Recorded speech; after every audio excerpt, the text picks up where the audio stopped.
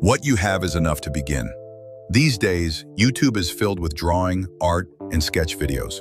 But in my view, there are two core concepts behind these videos. The first type is purely for show. People watch, admire, and move on. The second type is for learning. Viewers actually gain skills from it. I'm working with the second kind. When your goal is to teach, the videos tend to be a bit longer, and that's perfectly natural. But I'm focusing on something even more special. Start with what you have. That's the essence of my concept. I began my journey with just a pencil and a scale. No expensive tools, no fancy equipment, just a deep desire to create and to teach. The truth is, art supplies are costly.